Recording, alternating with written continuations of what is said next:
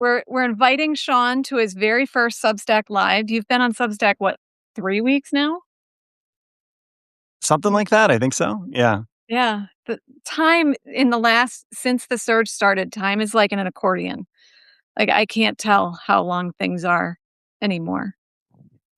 So, but I was going through those my posts recently, and honestly, I didn't even realize that I'd been posting for nearly 2 months daily updates. And it's been wild. For those of you who follow my posts or anything like that, you'll see it happens a lot. And I'm starting to run out of topics to do because it's daily. So I have to go back and remember if I did cover that topic or not. So yeah, I agree with you. Time is insane right now. It is insane right now. And it's when we first met on Zoom a couple weeks ago and agreed to do something together, it was amazing, Sean. I think you and I started writing daily about this stuff almost the same day, right? What Yeah, was the yeah. impetus Right for you? after Alex Pretti. Yeah, what happened with him? Yeah. Yeah. So tell me your story. Like, how did you receive that news? I mean, of course, we all received it hard, but personally, where were you when you heard the news of Alex Pretti, and how did it hit you, and what made you decide to write? It was, in fact, I was just telling someone this yesterday because I met them for lunch. Um, Alex Pretti kind of hit me hard. Like Renee Good was a really hard thing but there were a lot of my friends that were on Facebook that were saying, it's a real sketchy gray area. What happened there looked like she might have been driving into him, those kind of things. And that, that made me upset, but there wasn't much we could do. And it seemed like it was an isolated incident.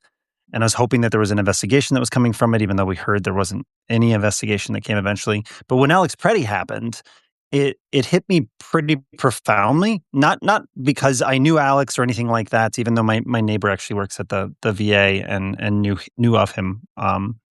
But my kids and I climb at Vertical Endeavors in Uptown. And that's, if you know anything about Vertical Endeavors, it's kitty corner from Glamdoll where this all happened. And we were set to go climbing that morning. My son had a one-act competition that he was going to do, and so we thought, okay, we'll just go climbing after that. But if he had not had that, we would have been there at that exact moment. And it shook me to my core because that could have been me recording that, right? Just doing my civic duty. It could have been we were outside going to the car and saw it happen. How would that have impacted my kids? And then when the DHS came out and their official line was that he was a domestic terrorist, I felt like I was in a spiral. I felt like the world could not be this crazy, that we could see this video spread widely and the government could say something totally different. So that day I decided to start compiling things that people aren't seeing. And when the DHS backtracked the following Monday, it was because there was that huge outpouring of the video being shared online and people seeing it. And I realized that like some good can come from the darkness, right? Things can get better and there can be accountability. We had no idea that it would get even worse than it was in terms of enforcement, but ultimately I thought, here's an idea I can post, at least the information that's happening and people can see it and we can make positive change with it. And then I had a friend that came out and sent me a message and said, I'm in Arizona and I don't see any of the coverage that's happening. I'm wondering, are people alive up there or is everything on fire? And so I started compiling news specifically for him and my out-of-state friends. And I don't know if you know this. I'm sure you do. Anybody who's in Minneapolis knows that people that live outside of Minneapolis in Minnesota sometimes think Minneapolis is on fire, right? Just because of what happened with George Floyd. And there's all this misinformation that comes from the government. And so I figured I would post something positive about what's happening in addition to the negative news to make it easier for people to digest it, really. Yeah. And then it just kind of grew from there. And I started really kind of going with it. I put quotes on there and I started, having themes that I was putting together on it. And it just, I had no idea that so many people were going to follow me on Facebook. Same thing happened to me, like, but differently. What what happened was Renee Good Well, let me back up. When the surge started in December, I found myself doom scrolling, and I never doom scroll. I completely cut myself off of Facebook and all other social media 3 years ago when I started Substack, and I was purely just I'm doing my own thing, but when the surge started, I found myself scrolling and, like, watching the train wrecks over and over again and kept saying to myself, "It keeps getting worse. It keeps getting worse." Like, the first time I saw someone pepper sprayed in the face, I'm like, "How can they do that?" And then they're dragging a pregnant woman around in the snow by her wrist and all those things happening, and then when Renee Good hit, I froze. Like, the fight, flight, flee, or fawn? I just froze. Everything froze, and I'm a writer, I have 5 Substacks, I'm very active, and I couldn't do anything. I kept my Substacks up and going, but everything I was doing, it just looked like, "That's frivolous, that's flippant, that's pathetic stuff based on what's going on in my backyard, Yeah. in my hometown," and I like to say I live in the shadow of the Capitol. I'm 2 miles away from the state capitol. And so I'm in the heart of it in St. Paul. And so from Renee Good until Alex Pretti, I was literally frozen. Every day just sort of doom scrolling and watching all the stuff and not knowing how to function in my daily life again. How do I move forward? And that's when I had my first ice encounter of my own, where I was out walking my dogs and ice pestered me with their vehicles in the parking lot of the city park where I walk my dogs. And it was terrifying to see 8 ice vehicles stare me down with brights while I'm standing there in the snowbank with my dog. And that was January 20th. And that's when I started to think I have to do something or I'm gonna stay frozen. And so one of my Substack friends who I've never met in person, I don't even know where in the world or the country she is, she was posting a lot of stuff and she was saying she knew people that wanted to come here for the general strike and the major protest of the general strike on January 23rd. So I reached out to her and said, "Do you know anyone who needs a place to stay? I'll I'll host." And she connected me with a Buddhist chaplain who came in for that weekend. And so I was his shuttle car and his home. For 3 days, he stayed, and I took care of all of his home physical needs. He didn't even let me feed him. Like, he was a chaplain. He was just here to work with the clergy and learn what's going on. And I was still somewhat frozen, like, seeing what he was doing. I'm like, "I'm supposed to do something. Everyone needs to do something," but I was so frozen, I couldn't. And then he left right before the day before Alex Pretti was killed. And Alex Pretti was killed, and I saw that video, and I just thought, "I can't be frozen anymore." And so that day, as I doom scrolled, I saw all of the good stuff too, but other people would have seen it as not so good, like, all this I saw the horror of what was happening, but I like, the video of the DreamWorks books guy coming out of the cloud, the gas cloud, and the story of Glamdolls and how they opened up their donut shop and gave away all their donuts and made it a medic center. I just collected those stories, as many as I could. I wrote them all down, and I put it in a post, like, 2 days later. I think it was the 26th. I put it in a post 2 days later, and that post went viral. And I had no idea what I was doing. I just had that quote of Fred Rogers, "Look for the helpers." So I Yeah. looked for the helpers that whole day, and it was like I stumbled on my way of feeling better and getting out of the frozenness. And what I've come to find since then, because I am now every day, I'm writing a post of, "These are bullet points of the good things I see happening in Minnesota." And now that ice is not as present, I'm recognizing that there's more. Just this is community. This is how Minnesota works. This is how Minnesota functions. But now I'm starting, and have you seen this, Sean? I'm starting to write a book. Yeah, you were telling me a little bit about this. Tell me Yeah. what is the book about? So the book is a few maybe a couple weeks after that, I put out a call on Substack saying, "Hey, where are my Minnesota women? I can't keep doing this alone because I live I don't ever like to leave my house, and I need other people that I can actually physically touch and hug who's going through this. And so I invited 15 Substack women from Minnesota to my house, and we sat around and we cried and we talked and we shared our stories. And as they're all one by one going around the circle in my living room telling stories, I was like, I got to write these stories.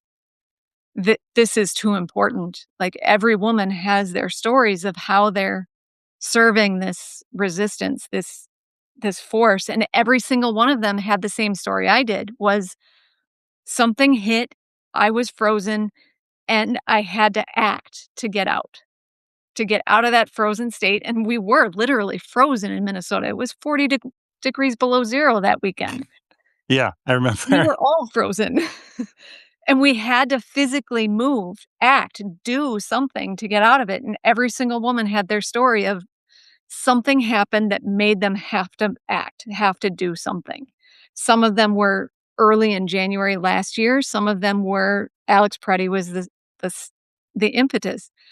But I've been gathering these women's stories and recording them and taking notes, and I'm writing a book. I'm The Average Everyday Women, and the book is working title WOMN, Women, without the E, so it's not men women, it's Minnesota women.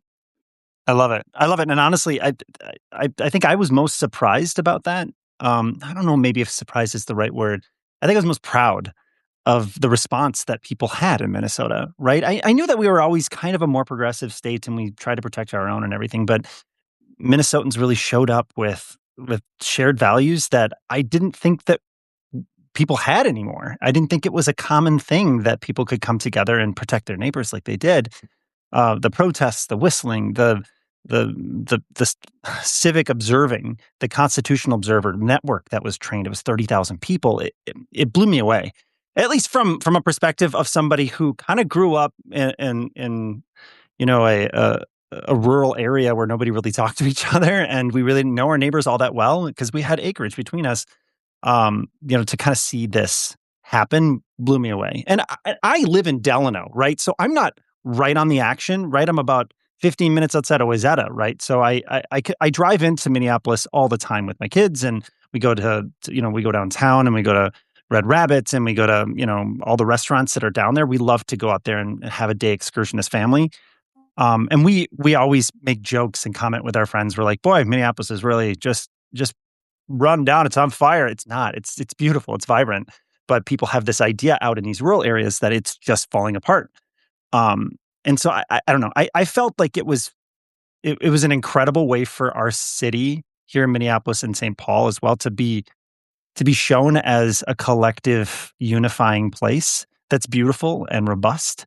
And it really made me proud of my state. I lived in Arizona for 5 years, right? So living down there is a very different thing. And then coming back to Minnesota, we returned because our family is here and we love living here. And they have more parks per capita than pretty much any other state, which is great for kids. But honestly, we wanted to be back here, and this just solidified that there's no better place to live for me at least. Yeah.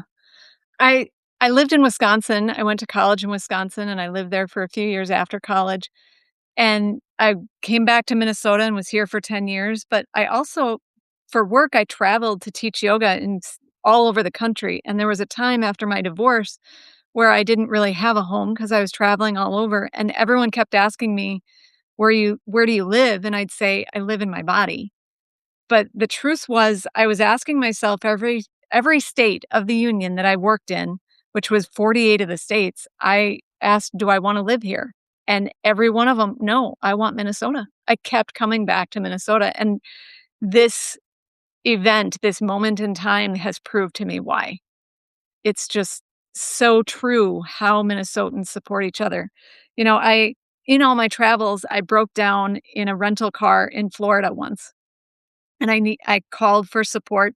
I sat on the side of the road for 4 hours waiting for support. And the whole time I was just like, why is anyone stopping? And then I realized because Minnesota does. Like, I've never broken down in Minnesota without someone stopping within 15 minutes. Never. Not even winter, summer, it doesn't matter. Someone stops. Yeah, and they have And a tater tot hot dish that they're gonna give to you because they just happen to have it in their car. It's kinda how it works in Minnesota, and I think you're completely on the money there. I didn't realize, like, how cold people could be until I lived out of state, right? And I didn't realize that we have a specific stigma associated with us, that we're hardworking and that we're passive aggressive. That's the idea that we get from people out of state, but, it's fine. It's just part of our hardiness, right? It's who we are. yeah, Yeah, no, I prefer living here more than anywhere else. I don't love the winter. I don't love how cold it gets, but I do love the people, and that's the difference. yeah. And I wanna point out, ice is not gone. This is No, not over. there's lots of And fallout still left. a lot of people follow me, and I hope you guys listening have followed me. I posted this morning. I saw them this morning. And the beauty of it was the legal observers were there too. I drove up to my dog park where I walk my dog every day, and there was a big white truck with a magnetic business sign, and it was some business, it was just a made up magnet put on that sign, and they're sitting there in the parking lot. And I knew across the street and down the road just a little bit, I could see the reflective vests of the people who are there every single morning at that mobile home park, making sure the kids get on the bus every single morning. They were there watching, and they knew that van was in that parking lot. And not 5 minutes later, as I'm waiting for my other friend to get there in the parking lot, another car pulls up and she just parks and watches. And I get out of the car and we walk. And every morning, this is part of beautiful Minnesota. Every morning, as my girlfriend and I walk, one of us will say to the other, "Wait, look." And we look at the sunrise over the lake. It's gorgeous. It's just gorgeous. So we do that this morning. Look at the lake. It's gorgeous. Not 10 minutes later, my dog stops and starts barking, looking up, bark, bark, bark, like she's telling us, "Look, look." And there's a drone. I've never had a drone over my head. And this drone followed us on our walk for like one quarter of our walk. It's kind of, and again, I don't know to the level of surveillance that the government puts in. I can't comment on that, but I know that out here in Delano, we saw ice, which is wild. It's Delano. Like, if you've ever been to Delano, it's in the middle of nowhere. We're known for having a giant chicken as you come into town. It's not a place where people think that federal agents are going to come in and find people. But we did. We had black SUVs come through town in Buffalo nearby, in Rockford nearby. We heard about it. We knew about it. The Mexican food restaurant in Watertown, which is 10 minutes away, had to lock their doors so that you had to ring a doorbell before you came in. That blew me away that we're in rural areas out here and we still got affected by it. But what really chapped me was shortly after all this had started to happen and people were reporting ice sightings. And across the street from my daughter's daycare, there was a black SUV and there was a gentleman in riot gear like they wore sitting in there looking at the daycare.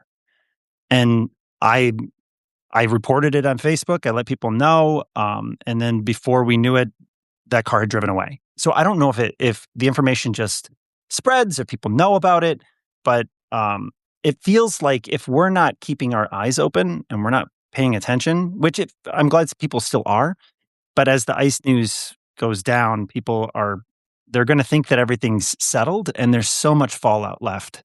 There's so many families that are hurt, still getting deported. The financial fallout has been unbelievable. And people just don't even realize like how many of these businesses are suffering. And we're not going to feel the full effects for probably 5-6 months after. Right. Right.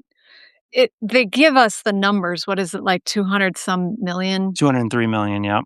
Yep. 203 million? Is that per That's for day? Minneapolis alone. That's Right. $203 million in economic damage. That's what Mayor Frey said.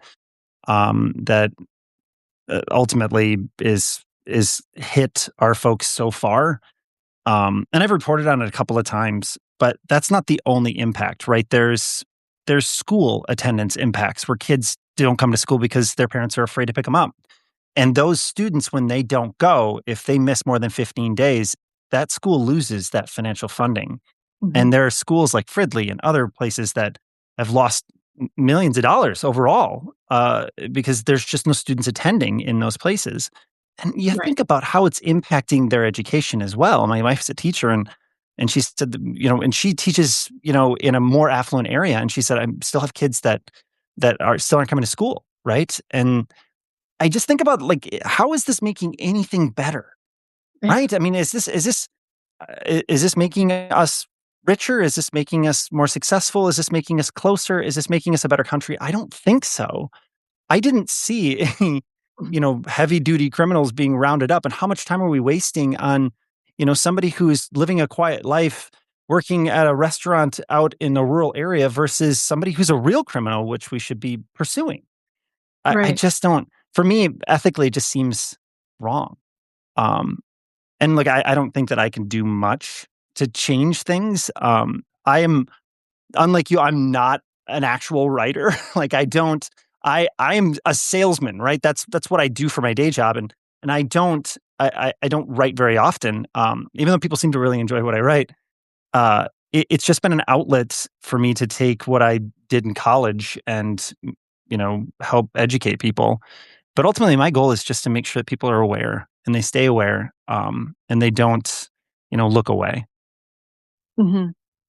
And my my intention too is keep them aware, but also keep them focusing on the positive of what could come of this. And what can come of this has to come from us, the people, and us, the Minnesotans. And uh-oh, did I lose? There you go. Um, so I keep looking for, Yeah, I'm back. Somebody's trying to call me. oh, I keep looking for the positive news of the Minnesotans being Minnesotan because like the singing resistance says, who keeps us safe? Well, we keep us safe. This is about the people doing what the government's not doing. And so, yes, the Sorry, that calls me schools because it's pulling me off here. Really wants to get a hold of me. um, some like you said, the impact on our schools. The schools are losing money and the schools are losing and yet they picked Minnesota to pick on, and we are one of the best education systems in the country. If Yeah, anyone can bounce back from this educationally, Minnesota will.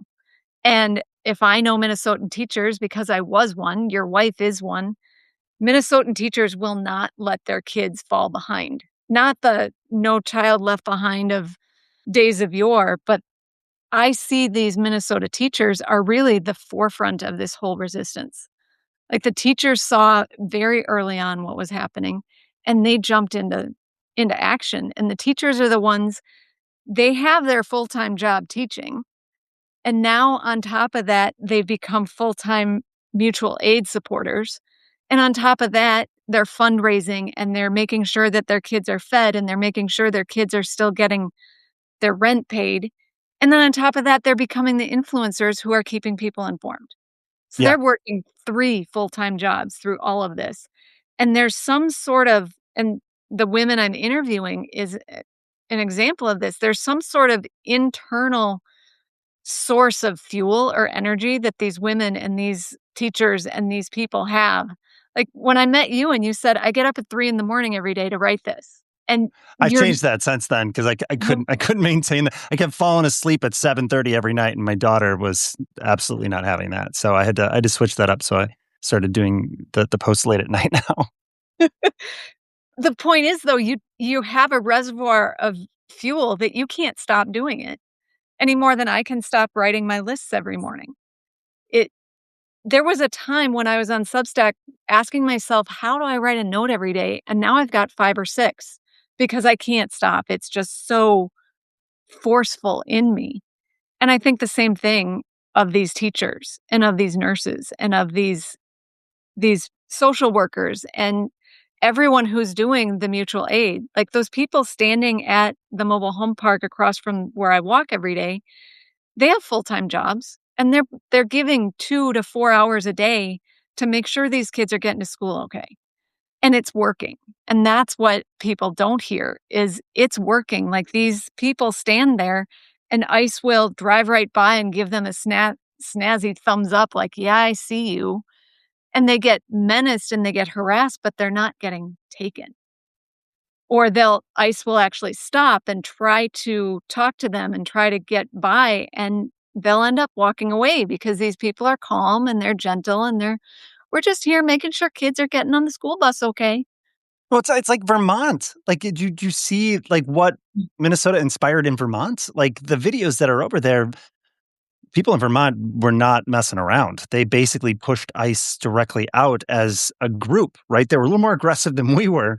But I like to think that Minnesota inspired that, right? It's that we created the benchmark for how we stand up to this type of oppression, if it can be called anything. It seemed like it was not well defined. It was just thrown together in chaos, and it felt like it was not. It just wasn't well done. And I feel like there's more that could have been done. And look, however people feel about illegal immigration or about immigrants coming into this country, regardless of all of that, you have to do this the right way, right? If somebody's not here and I mean, and here's the other thing: temporary protected status is a really important part of the asylum process. And some people are not getting a fair shake; they're just having it revoked. They're here because there's an imminent danger to their life or their family, and it's just being revoked. And it's not. It's just not a good way to handle this, right? And not only that, but it's affecting employers, right? They have to find new people, and it's just not. These people are here working; they're contributing to society, and they're not committing crimes. They're not hurting anybody. It just doesn't seem like the right group of people to be targeting if you really want to make things better. I don't know. For me, I just feel like there's a better way to handle a lot of these things. Um, that will be less destructive on economies and families. Um, Anyway, so, question for you, Mhm. and I'm curious, like, when you went through this process, because I just wanna touch base a little bit on how this has kind of made our lives a little crazier, considering all the things that have come up. So after you did go viral and you started doing these, have you seen more, opportunities to talk? Have you had people reach out to you and talk to you about specific things or projects? I'm just curious what this whole thing has done for you. That's an interesting question. I have had a couple people reach out wanting me to write on their Substacks and offer to pay me to, and then I do, and then they reject what I wrote. And and I'm like, "Fine, I'll just publish it myself." And I think, unlike you, I do think you're a writer, by the way. You are Well, thank definitely you. a I writer, appreciate so that. start owning that title. But unlike you, I do claim to be a writer, and I do take pride in my writing, and I'm I'm not as viral, I think, as you are. I'm just on Substack, and you have much wider audience on your other I think we social. have the same amount of followers. You have about the same amount of followers on Substack as I do on Okay, Facebook. So, yeah. the difference is that, your medium is made for the writers. Mine is made for, viral videos of someone's kids. And so I'm surprised that I have so many people that are interested in what I'm writing. And I appreciate all of them. My followers are wonderful. They're the kindest, sweetest people. They're always I almost feel like it's a collection of family members that are like, "You're doing a great job, Sean." Like, I love them, and every time they comment, I read every single thing that they say, and, they've been nothing but supportive, and I've had surprisingly few detractors on Facebook, Mhm. which is surprising. I figured that there'd be a lot more people given how viral this went in the beginning, where I Yeah, think at one point I had 5,000 likes on a post and like 3,000 shares. I figured that some people that saw it probably wouldn't like it. I didn't have that many people push back. yeah. And granted, my posts are very neutral, right? I want to make it as open as possible for people to read it, not knowing who I am, and get the real news, right? And I take that credibility very seriously. I do have a little bit of bias in there where I don't really love that ICE is coming in here and affecting us in this negative way, but I try to keep it to a minimum. Mhm. Um, and it's been interesting some of the stuff that's come up because of it. Yeah. Um, I think for me more, it's just making me a stronger writer. I'm really, really more proud of what I've been writing and what's been coming out. And when they rejected my pieces, it's like, good. Like, I can do this myself, my way. And I do wanna go back to Vermont. I saw Andrea, and she's one of my readers who's commenting a lot, and she's in Vermont. What more do you know about Vermont? Where are they at in their resistance? Because 'Cause I'm sure you're more plugged into the news of that than I have been. I haven't been focusing so much on external news as much as I have been Minnesota lately. And to be honest with you, I actually took today off from posting for the first time, I think, in, oh my gosh, 2 months. I I saw just that needed to for sleep. you. I went to bed at like 8 o'clock and I slept till 6 and it was incredible. I don't think I've had that many hours of sleep in a long time. I feel rested and relaxed, but I feel like I'm shortchanging the folks that, rely on me for news for this. So I've not even looked at the news today. It was intentional. I wanted to come to work and do my job today and then jump on this and then start working on tomorrow's post at the end of the day today. So I've not, all I've seen is just some of the viral videos of folks that are pushing back against ICE. It makes me feel warm inside that people are not going to just wait and tacitly watch this happen. And that tells me that people have learned from history. They've seen what's happened in the past. They've seen what oppressive governments can do. Uh, what what seems like a paramilitary force pushing people around can lead to. Mhm. Um, and again, I try to stay as neutral as I possibly can, but it seems like it's just too much, and I think that people are just fed up with it. Yeah. Um, but really, the interesting part for me about all this is that I've dealt, or at least I've done a deep dive into a couple of topics that people were really upset about. I have some more. I think they get a little bit more scared about some of the things that are happening and jump to the worst conclusions. For instance, the Save America Act Mhm. now. A lot of people are really concerned about it, disenfranchising certain voters and women, and because you have to show your birth certificate. This will never pass. It will never pass. It's just not something that Republicans really want. They may try to push it through in other ways, but if they did, it would be a significantly weakened bill. And I did a write up on it, and I learned more about it as I wrote up on it, right? And I didn't ever expect that.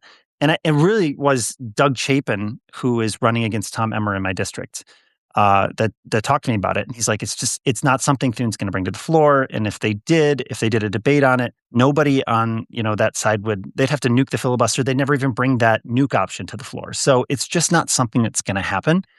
But I feel like there's so much misinformation out there. There's opinion pieces on both sides, whether it's Republican or Democrat, liberal or conservative, and it seems like there's always turn the dial up to 11. Let's get you scared, Yeah. because that's going to lead to viral, marketing, and people are going to get these clicks.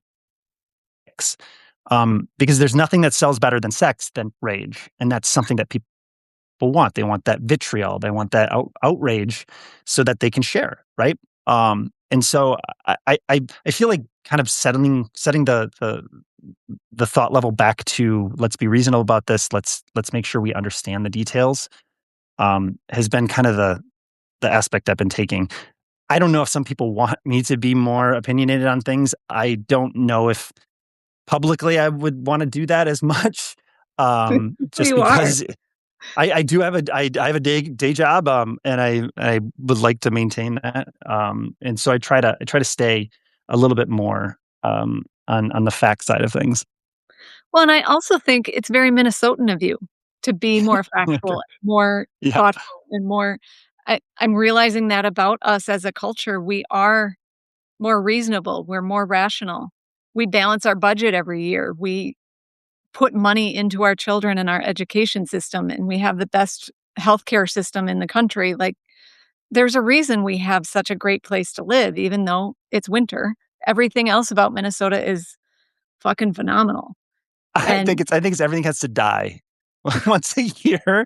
Outside, all the trees have to drop their leaves, and we reset. And honestly, that renewal is a real thing, right? We renew every single year, yep, and we're left with dirt and snow and ice and sleet and all that craziness. But the truth is it gives us a time to reflect inside with our families. I really do feel like that's a thing, and maybe that's touchy feely, but the truth is that when we're stuck inside in a deep snowstorm, you really get to be with your family and talk to them and spend time with them, and makes you look inward.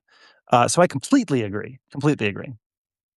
I also think maybe all of this the SAVE Act, the stuff in Vermont, the ICE, the war in Iran, it might be its own sort of burning out, making everything die so that it can be reborn again. Yeah, it's And darkest before the dawn, right? I've been darkest seeing that for a before the while. dawn, and we're in People that right now, and Minnesota is so used to that that we have to be the reminders to everybody, "You'll get through this." We as a culture, we as a people, we as humans, humanity will survive whatever this is bringing. And there is a mycelial mutual aid network that will build it back up in a better way than it ever was, than it Yeah, it's ever it's was. it's the tendrils under the surface, right? We're all intertwined in a very specific way. Yes. And I talked about this a little bit with some of the folks that I talked to. That if you look at the Great Depression from a historical standpoint, and I'm sure a lot of people also read Heather Cox Richardson, she does a lot of historical analysis. But the one thing that I take away from that is that the Great Depression was awful. It was terrible, absolutely one of the worst events in our history. And it didn't last just like 1 year. It was an extended period of time. But from that, we got our state parks, we got the FDIC, we got Social Security. We got these incredible things that we now rely on that are very important in the life of a lot of people. And we had to go through that trouble first. We had to watch the stock market, drop. We had to watch greed win for a long time there. And I think that's what we're seeing now, right? We're Yep. we're we're going through another transformational moment, in my opinion, just really honestly, where we're going to realize that the corruption goes high and we need to reset. Where it's going to be, new people that are voted in, younger people that understand, what's going on with this generation. I don't think that we're going to have a revolution by any means. I've heard some people talk about that. I think that's a little, I mean, we are an experiment here for the US. We're not going to overthrow the government or anything like that, but I feel like there's going to be a wave of new candidates and a wave of more civic disobedience and people who vote more. And our younger generation, me being an elder millennial, I'm now seeing that this is my country now, and I need to start leading it. Right? I think a lot of us who are of my age range, and I'm 43. Those folks that are younger now realizing we're the ones that are going to start moving into this. Right? The Gen Xers are moving out, and we're now the ones that have to lead. And I think I take that pretty seriously. I think it's an important part of being an American. I Mhm. went off the rails on the topic on that, sorry. That's okay. Another thing I wanna point out about Minnesotan, 'cause a lot of people here are from Minnesota, but a lot of my followers are from all over the world, and I think there's a misnomer about Minnesota that people think we're blue. People think we're all liberal, and we're not. You look at our state government, and it's pretty 50-50, and when you look at how we really reason about things and our rationale about how to function as a state, it is more middle ground, and it is more really trying to figure out how to do things rationally and clearly, and not this far left liberal, even though we have presidentially voted more blue than any other state in the country. When you look at how we function as a state, it's more conservative than people realize. Yeah, especially in the rural areas, right? And I live it, right? I'm out here in Wright County, and we're more of a minority out here. We're not as, big of a minority as people think we are, but there are big, giant, hopped up trucks with Trump flags that drive around and roll coal on bikers. They really do that out here. That's a real thing. But I mean, there's progressive pockets of people that are out here. The truth is that we're all humans, right? We're all Yes. together in this. And the more we stonewall each other, regardless of what's going on, the worse things are going to be. And that's what we've been for the last 10 years. The entire country's been deadlocked against each other. And it's not about your team winning, it's about the other team losing. And that is not Worse. helping anyone. You know what I mean? Like, voting against bills that would help a lot of people, striking fear in the hearts of immigrants who really do help this country from a net positive perspective. I mean, if you look at all the information coming out of the Cato Institute, they're a net positive. They pay more in taxes than they receive in benefits. It just doesn't make any sense, and it feels like a smokescreen to try to keep dividing us. And I just don't feel like it's necessary. And in Minnesota specifically, we do have a diverse group of people that are out there, but I think a lot of them are dictated by what they see in their version of news. And social media has been one of the worst causes of that, if you think about it. Yeah. We wanna see what we wanna see, and that righteous vitriol that we get when we see things that are bad, uh, and it makes us angry, and then we wanna keep talking about it. That's the stuff that increases engagement, but it doesn't increase anything in society positively. We have to stop being angry and start talking to each other. Um, I had this idea to have like a little podcast episode type of thing, and I don't have a podcast. FYI, I'm not promoting anything, but my best friend moved to the right, to the far right. He was very liberal for a very long time. His dad, wanted to get married, and his dad is gay, and he was out there preaching about how important it is that people have the right to marry. He was extremely liberal for many many years, and then after Trump got in 2024, he started shifting, and he went down rabbit holes and algorithms and started to talk about things that I had never heard him talk about before, and we eventually stopped being friends, Mm. to the point where I couldn't handle the rhetoric anymore and the things that he was saying. And we recently finally reconciled again. We realized that our friendship was more important, but we didn't talk for 4 months. That was the longest. He's my best friend for 25 years. It was the longest we ever not talked to each other. And I had the idea that him and I should sit down and just have a conversation about what's happening out there, not from a confrontational standpoint, but just to understand what he sees and what his views of things are, and then we can come to a middle ground that this doesn't make sense. We shouldn't do this. Or this does make sense. We should do this. And just have one of those left right kind of discussions. And I think more people need to do that. There's not Mhm. going to be any way for us to get better if we don't start talking to each other. And I think Minnesota is a place that can do that. We have the capacity and the sense of humanity to make that happen. One of the people in the comment, Sharon Barnes, said, in terms of immigration, Minnesota embraces immigrant neighbors fiercely, from what I've gathered, which is true. Like you were saying it. We love our immigrants, the ones working in the restaurants, the ones working on the landscaping businesses, doing the construction. We do have more, especially refugee immigrants here, but that doesn't mean that we're anti-ICE entirely. Like, we do believe There in has to be some sort of there has immigration. to be There some has to sort be, of right? immigration It policy. has to happen, and really what ICE did in the past was focus on the worst of the worst criminals, right? That's why Right. they would have these comprehensive, sting operations that would take care of these criminals that were, peddling drugs or doing Ponzi schemes and all these other things, and they were really good at it. And then it became about general, you know, anybody who looks like they're not, Yeah. white are the ones that are rounded up, and the Kavanaugh rule kind of made that all okay for them, and it didn't. It just it made things worse for everybody. And you don't want Americans, anybody who lives here, being afraid for their life. Like that's just not the American dream at all. The idea is that we're together for a reason, right? We're a melting pot. We're supposed to. That's what makes us strong. I keep hearing people all the time talk about, you know, people have different cultures and I don't agree with this culture. And it's like, it doesn't matter if you agree with it. Those cultural differences that we have when we celebrate them, they make us stronger, right? We don't want to pretend like there's no cultural differences or people don't, that different races don't exist. That doesn't make any sense. What really does make sense is celebrating our cultural differences and getting to know them more, because exposure is the only thing that's going to make a difference. That's the only thing that's going to, if you, I can't even imagine my life without some of the people that are in it, and their incredibly unique perspectives on things. It makes me a better person, and it makes me more temperate. And people that just close themselves off and think that anybody who's not like me is bad, that's the problem, in my opinion.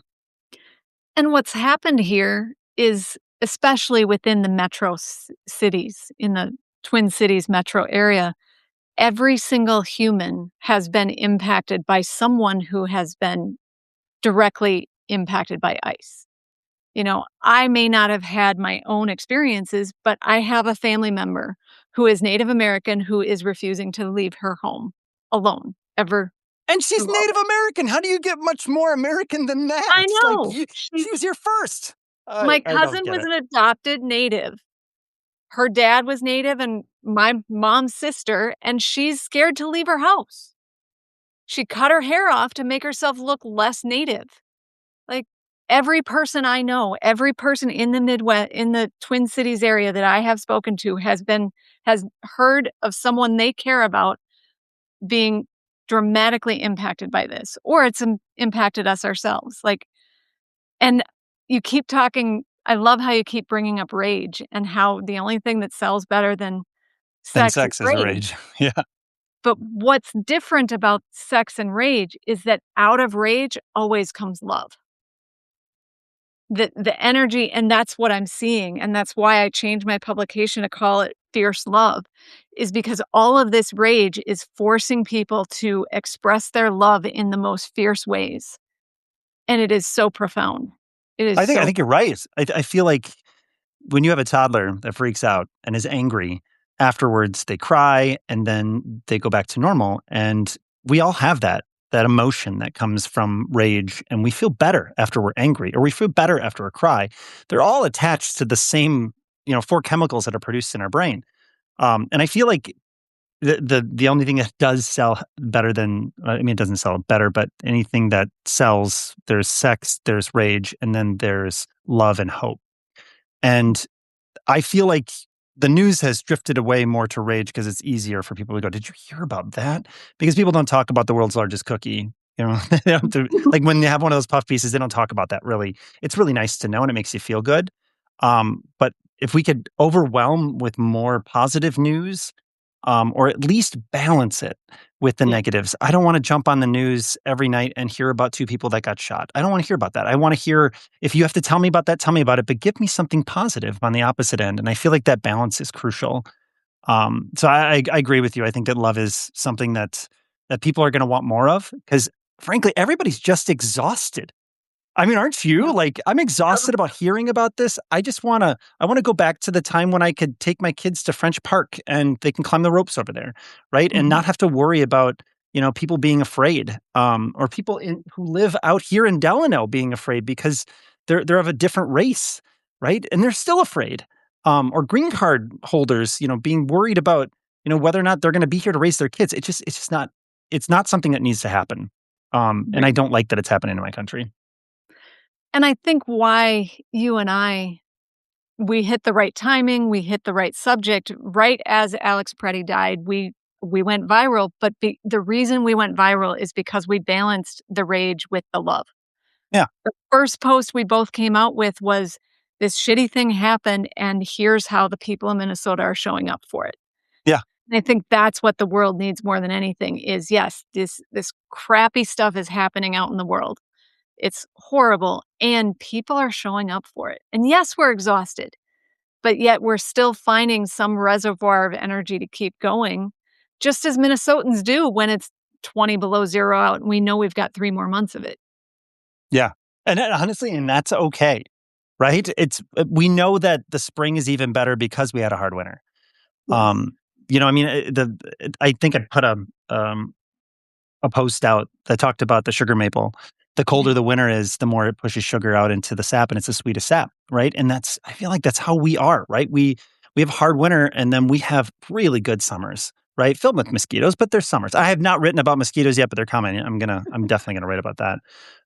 But honestly, it makes me feel better knowing that we do have that reset, and that people can get better. And here's the thing: what you talked about, and that's one of my favorite quotes ever, is "Look for the helpers." We don't see the people who are asking. I mean, there's all these people out there doing things, and we have these people out here not asking for any attention for the good things that they're doing. Just remember that there are people out there doing that, and highlight them when you see them. Make sure that they understand how much they're appreciated, because that stuff does go a long way. We never think about that. We never think about, the gratitude and saying thank you to others. But when we do that, it does make them more inclined to do more. And if we're kinder to each other that way, it can lead to downstream effects that will make a major difference.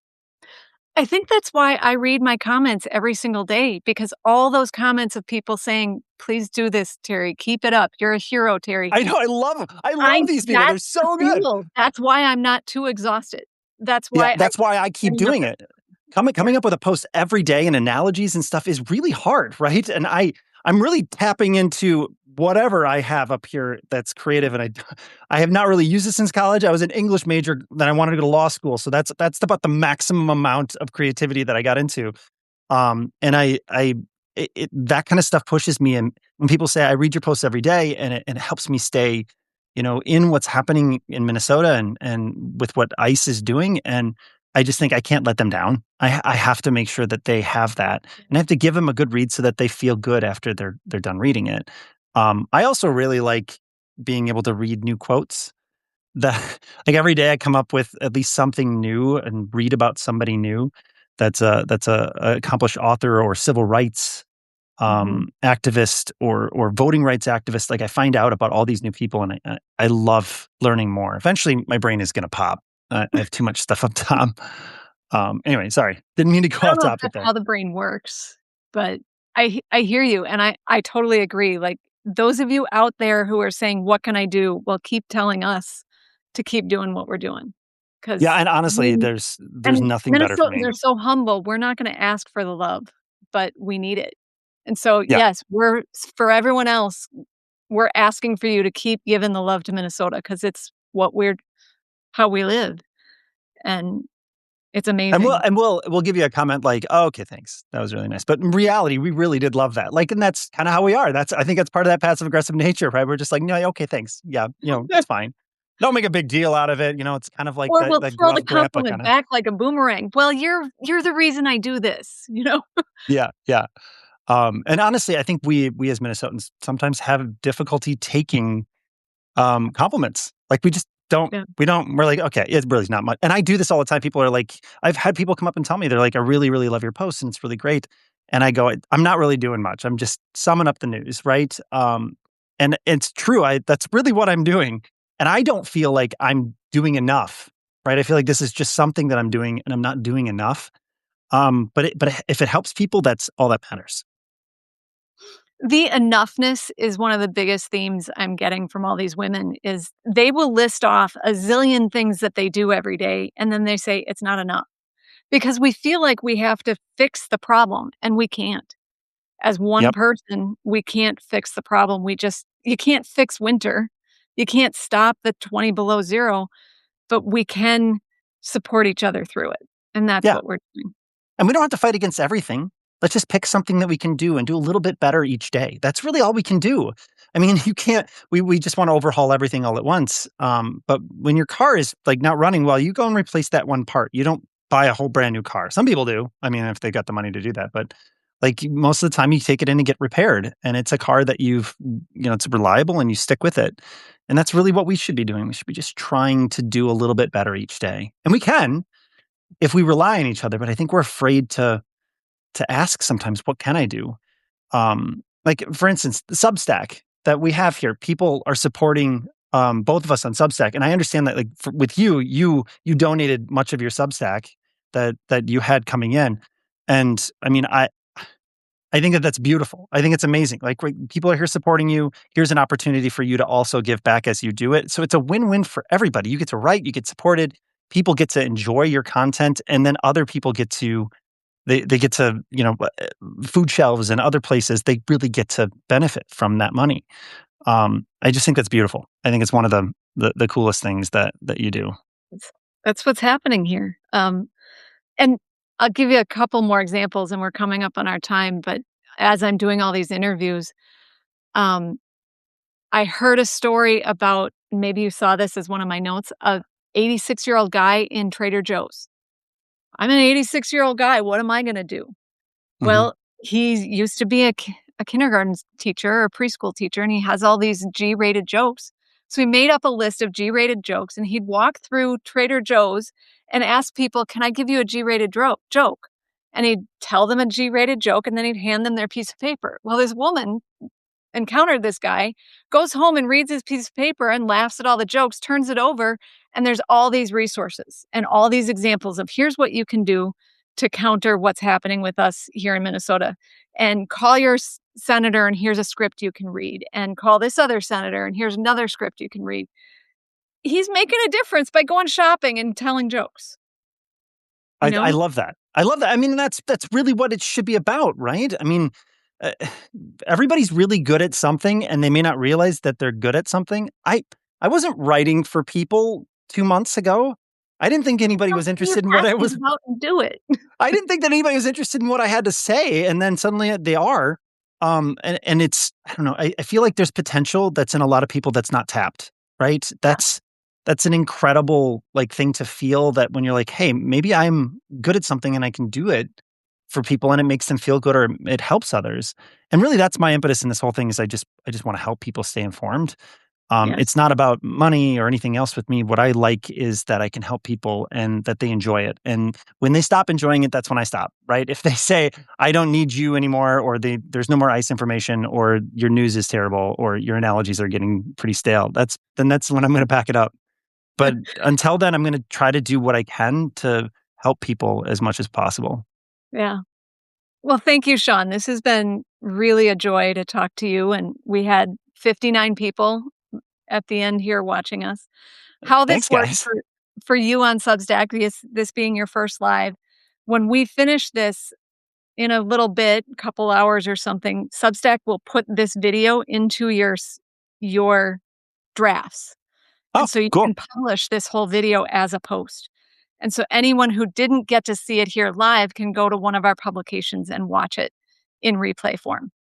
I just appreciate that people want to that they're even watching this. I didn't know that was all that interesting. So thank you, everyone, and anybody who's come over from Facebook because I posted the live there. I love you guys. You're amazing. Every day I'm blown away by the support that people give me on that. And I'll continue doing it for you as long as you want me to. It's exactly how I feel, like, everyone here and everyone who's commenting and reading and reminding me that for every one person who comments, there's another 100 who are reading. I Yeah, love you yeah. guys. And fierce love is real, and the rage that we're all feeling inside ourselves is giving birth to this fierce love that the world is becoming. So, I love this. This was great. Happy to do it again sometime if you want to. okay, we will, and we'll find other ways to collaborate and keep everyone informed. Have a great day, everybody. Thanks, guys. Bye.